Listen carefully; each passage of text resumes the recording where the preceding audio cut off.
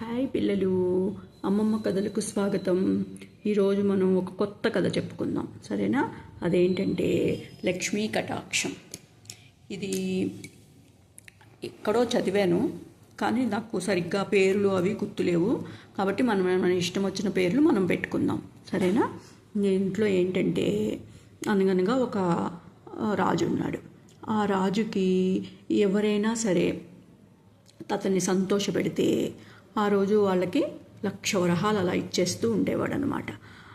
అందుకని ప్రజలందరూ ఏం చేసేవారు, రోజు వచ్చి ఆ రాజుగారి సభలో రాజుగారిని ఎలాగైనా సంతోషపెడితే మనకి 1,00,000 వరహాలు వస్తాయి కదా అని బోల్డ్ మంది ప్రయత్నం చేస్తూ ఉండేవారు అనమాట.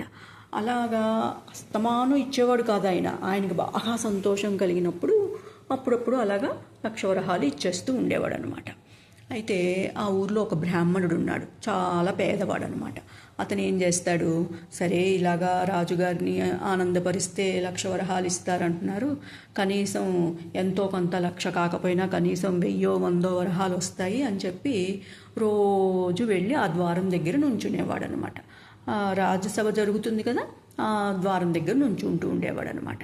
అలా కొన్నాళ్ళు నుంచునేటప్పటికీ రాజుగారు చూస్తారు, రోజు వచ్చి నుంచుంటున్నాడు ఇతను ఎవరోను, కానీ ఒక్కసారి కూడా లోపలికి వచ్చి నన్ను సంతోషపెట్టడానికి ప్రయత్నం చేయట్లేదు అని చెప్పి అనుకుంటూ ఉంటాడనమాట మనసులో రాజుగారు.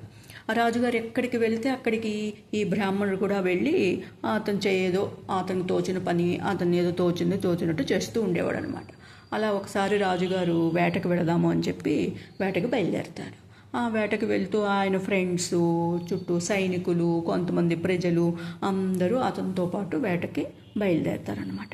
అయితే ఈ పేద బ్రాహ్మణుడు కూడా ఒక చిన్న కర్ర పుచ్చుకొని అతను కూడా వాళ్ళ వెంట అడవికి వెళ్తాడనమాట.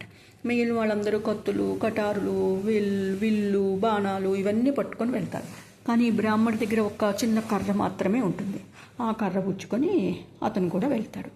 వెళ్ళి ఆ కర్రతోనే ఏవో చిన్న చిన్న జంతువుల్ని చంపుతాడనమాట. ఇది ఆ రాజు చూస్తాడు.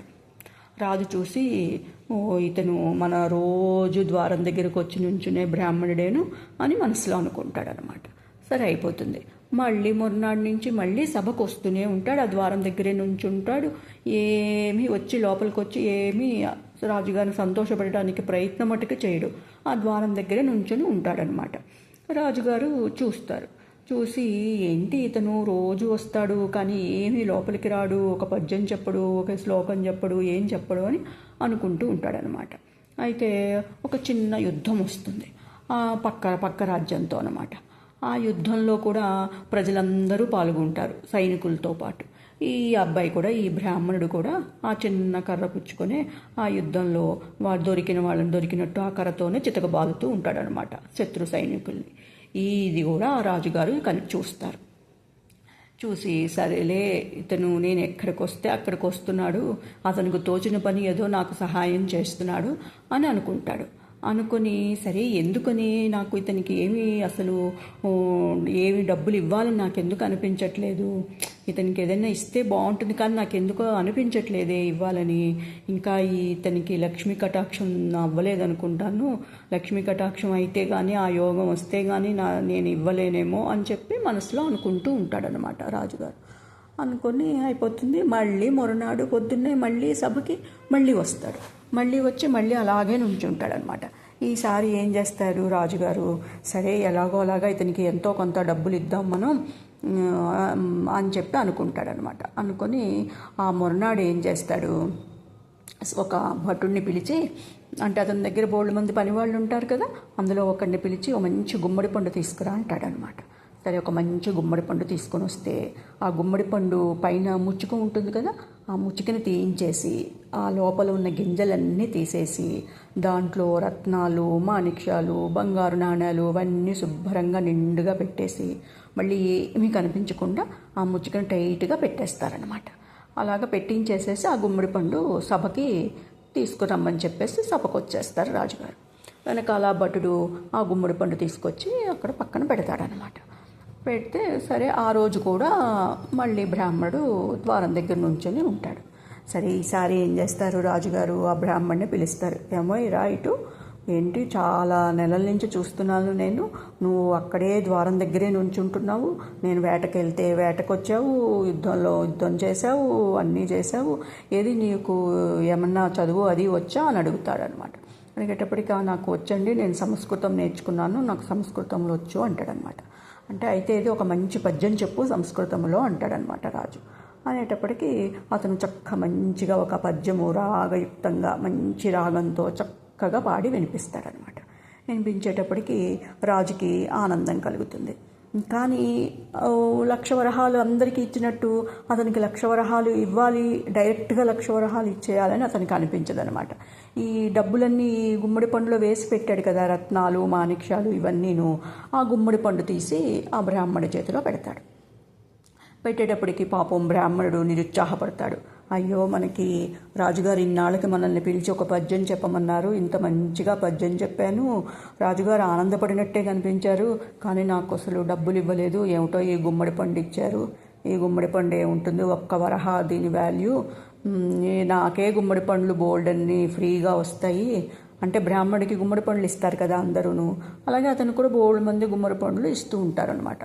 నాకే బోల్డ్ అన్ని గుమ్మడి పండ్లు ఉన్నాయి ఇంట్లోనూ, ఈ పండు నేను ఏం చేసుకుంటాను అని చెప్పి విచారంగా కొంచెం బాధగా, సరేలే రాజుగారు ఇచ్చారు కదా, వద్దు అంటే బాగుండదని ఆ గుమ్మడి పండు తీసుకుని అతను ఇంటికి బయలుదేరుతాడనమాట.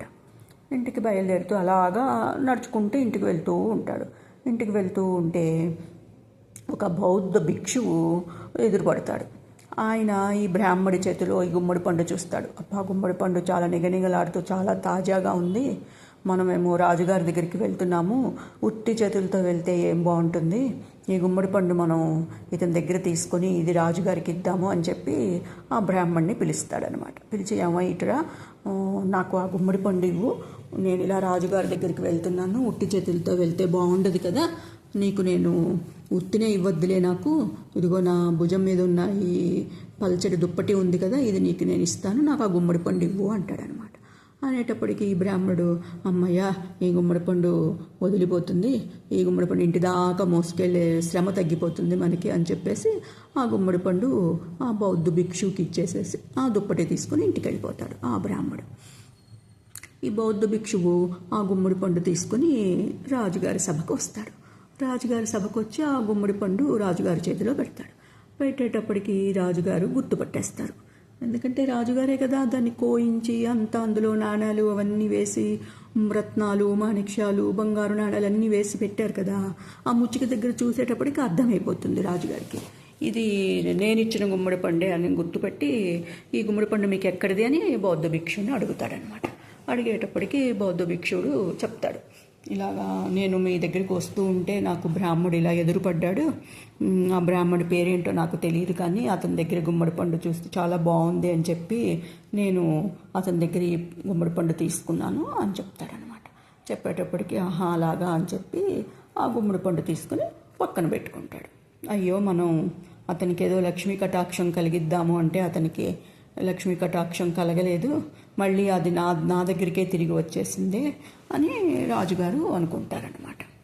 అనుకొని సరేలే అని రాజుగారు సభ చాలించి ఆయన అంతఃపురానికి వెళ్ళిపోతారు.